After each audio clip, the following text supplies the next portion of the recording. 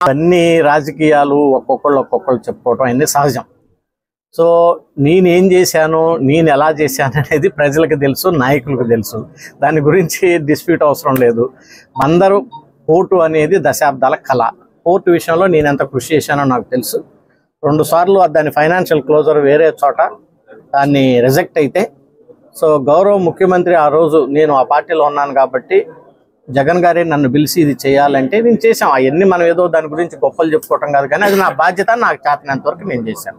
Gudivada railway flyover అయితేనేవ్వండి, ఎదురుమండి bridge అయితేనేవ్వండి, ఇక్కడ community halls అయితేనేవ్వండి, ఇవన్నీ నాకు చేతనంత వరకు నేను చేశాం.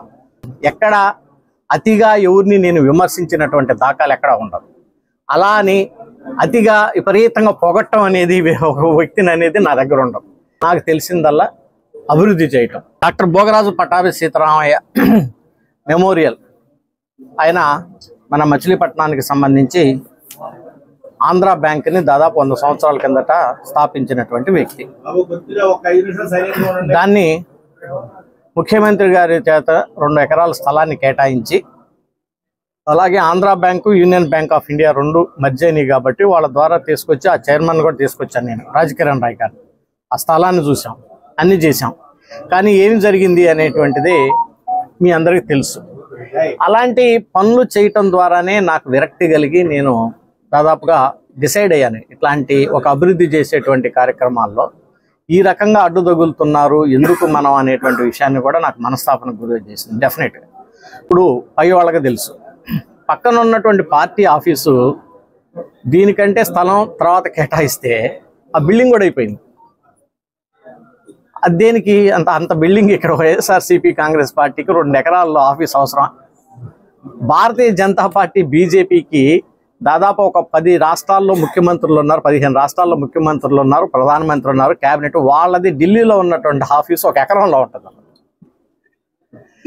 ఇక్కడ మరి దేనికో ఇది మరి నాకైతే అర్థం కాదు. సరే కట్టుకున్నారు వాళ్ళు. భోగరాజు పట్టాభి సీతారామయ్య దాని గురించి కట్టుకోవటంలో అంత ఎదుర్కోవాల్సినటువంటి అవసరం ఏముంది, అంత అడ్డుపడాల్సినటువంటి అవసరం ఏముంది? అది నేను యాక్చువల్గా నేను ఎస్టిమేషన్ వేపించి నేను వేరే ఒక సెంట్రల్ గవర్నమెంట్ దగ్గర నుంచి తీసుకొస్తానని చెప్పేసి నేను ఆ వర్గానికి చెందినటువంటి అంబేద్కర్ యొక్క అసోసియేషన్ వాళ్ళ దగ్గర కలిసి నేను పిలిపించి మాట్లాడితే అతను దాన్ని అనేక విధాలుగా అడ్డు తగిలారు. ఇప్పుడు అది ఎట్లా ఉంటుందంటే, ఒకళ్ళు చేయరు, ఇంకొకళ్ళు చేస్తేనేమో చేయనీరు.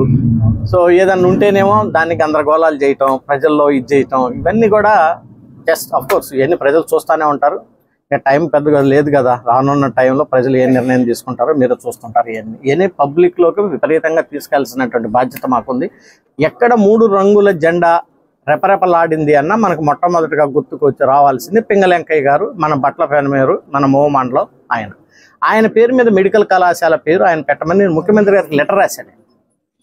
లెటర్ రాస్తే ముఖ్యమంత్రి గారు కూడా దాని గురించి ఎక్స్ప్లెయిన్ చేసిన తర్వాత పింగళెంకయ్య గారు పెడితే మనం జాతికి గౌరవం ఇచ్చినట్టు ఉంటుంది సార్ అని చెప్తే ఇక్కడ ఉన్నటువంటి శాసనసభ్యుడు దాన్ని అడ్డు తగిలాడు. ఇప్పుడు నేనేమన్నా మా తాతగారి పేరు పెట్టమనో లేకపోతే ఇంకొకరి పేరు పెట్టమని నేనేం అడగలేదు కదా. అలాంటి వ్యక్తులు మనం గౌరవించుకోలేకపోతే ఎట్లా? సమాజానికి మనం ఏం చేస్తున్నాం? అలాంటి వ్యక్తిని మనం గుర్తించుకోలేకపోతే ఎట్లా? దాంట్లో కూడా రాజకీయాలు చేస్తే ఎట్లా? మున్సిపాలిటీకి నేను కేంద్రం నుంచి ఒక సర్వే కమిటీ వచ్చింది. ఇక్కడ ఆ కమిటీకి వచ్చేసి మొత్తం మనకి సముద్రానికి నేలకి మట్టానికి డిఫరెన్స్ ఉంది, ఆ డ్రైనేజ్ వ్యవస్థ వర్షాలు వస్తే పడుతున్నాయి అని చెప్పి వాళ్ళు డైరెక్ట్గా అర్బన్ డెవలప్మెంట్ మినిస్ట్రీ వాళ్ళు మున్సిపాలిటీకి లెటర్ రాసి మేము టెక్నికల్ టీం వస్తాము, దీని మీద స్టడీ చేస్తాము, తర్వాత ఫండ్స్ ఇస్తామంటే మీరు రావద్దని చెప్పేసి వీళ్ళు అడ్డుకుంటున్నారంటే ఇవన్నీ మరి మచిలీపట్నం ప్రజలు అర్థం చేసుకోవాలి.